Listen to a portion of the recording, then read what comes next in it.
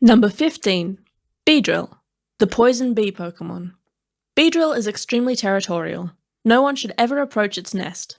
This is for their own safety. If angered, they will attack in a furious swarm.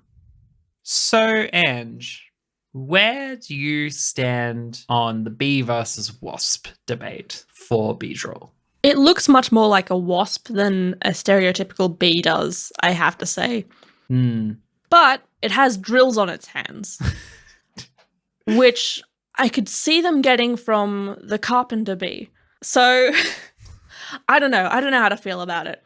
On the other hand, the drills are supposedly poisonous.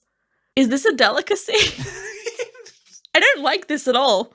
No. The delicacy is that like little middle nub of Beedrill is you got to cut all the poisonous bits out. Okay.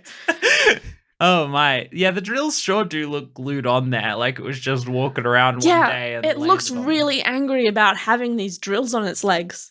And that's because, in my opinion, this is an ant. Really? IMO. Do I have any evidence for this? No. But doesn't it give you an ant vibe? Look at that little face and tell me this isn't an ant. I mean, I guess.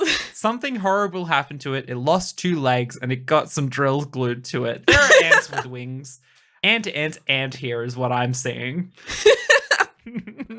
Okay. What was your word for this Pokemon? So my word for this Pokemon was solitary. So putting aside that this is an ant for a moment and pretending that it's a bee. Okay. I mean, I was pretty fuming about a few things with this buddy because I was under the conception that all bees are into producing honey. You know, I thought that's kind of their business. That's kind of what they do.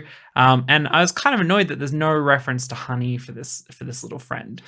I then found out that honey is kind of a feature of, I guess, bees that live in like a colony. And there are actually many, many, many types of solitary bee that will make their own homes and, you know, really much more focused on, I guess they build up a little bit of wax to like make some sort of structure to protect themselves. But then they live in like, I think on their own, maybe in like small groups occasionally, but like not in a nest, you know, not in a hive. And so I was really fascinated to learn that about bees.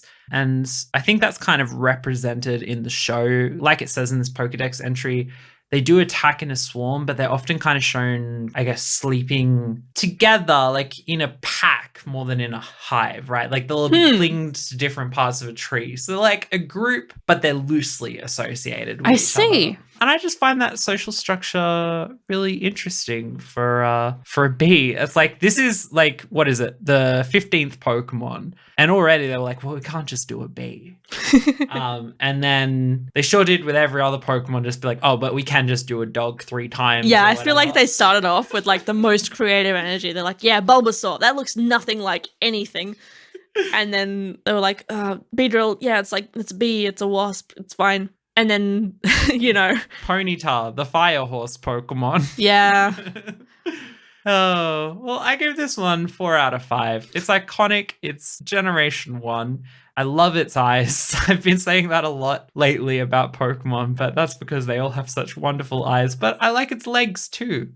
And I just hope it finds a way to get those drills off its hands.